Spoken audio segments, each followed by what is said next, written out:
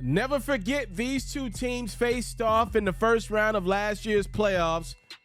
Devin Booker and the Phoenix Suns got the better of the Pelicans, but there was no Zion Williamson in that series.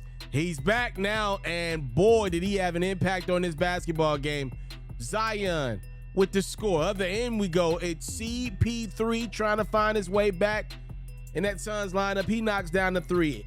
While CP3 was gone, this dude was putting in work. Devin Booker with the steal and the throwdown. Other end, again, it's Zion spinning, winning, and dealing for the deuce. Paul had 7 assists. That one to DeAndre Ayton for the throwdown. But here comes the Pelicans in transition. Get it up there, and I'll figure out the rest. It's Zion throwing it down. Whoo, that boy's got some bounce to him right now. He's all fired up. It's a 3-point game as we go into the locker room in the third. How about CJ McCollum making plays on both ends of the court? This time, he gets it to Zion, who finishes at the rim. Plus the foul lets him know it's little boy day tomorrow. The Pelicans are up double digits at home on the Suns. DeAndre Ayton had himself a big game, 25 and 14. That deuce cuts the Suns deficit down to 8. They're down 7 in the fourth. A little shimmy shake from Chris Paul. He had 24-8 and the 7 assists that I mentioned earlier. Those back-to-back threes cut the Suns deficit down to 1. We got a good one here, ladies and gentlemen. It's Williamson with the turnover, and Zion will not be denied. A massive throwdown in transition gives the Pelicans a 4-point lead, and then Zion again, relentless in his approach at the rim, nearly breaking that bad boy. Zion had 35 points and 7 rebounds. The Pelicans are about to get a huge win at home.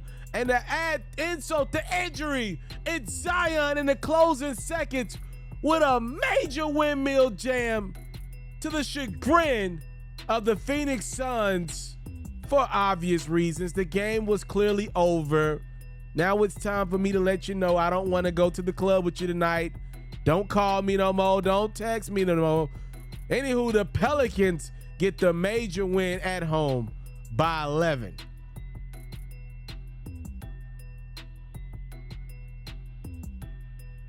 Well, after the game, Zion was asked, why did you decide to throw that dunk down, Zion, in the closing seconds against the Suns? And his answer was quite simple and quite logical to me. He said, that was a little out of character for me, but you got to understand, they sent my teammates home last year. I missed all last year. If the Suns were to do the same thing, I wouldn't have a problem with it. Pretty simple answer to me. I don't think Mr. Williamson's got to say anything more than that. Like, yo, I had to sit on that sideline and watch Chris Paul make shot after shot as the Phoenix Suns got rid of the New Orleans Pelicans in the first round of the playoffs, and all I could do was watch. And you got to think, in Zion Williamson's mind, that's like the last impression of last year, which was a season that he missed the entire thing. So I'm sure a lot of that blame is going to Phoenix, probably unfairly, but it is who's getting the blame. And that's so interesting about the NBA, right? Because think about it.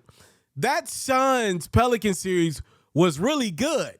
But what came after that Suns-Pelican series was the Suns-Maverick series that went 7 games. And to me, the moment of the playoffs was when Luka and Dallas destroyed the Phoenix Suns in game 7 by like 30, 40 points.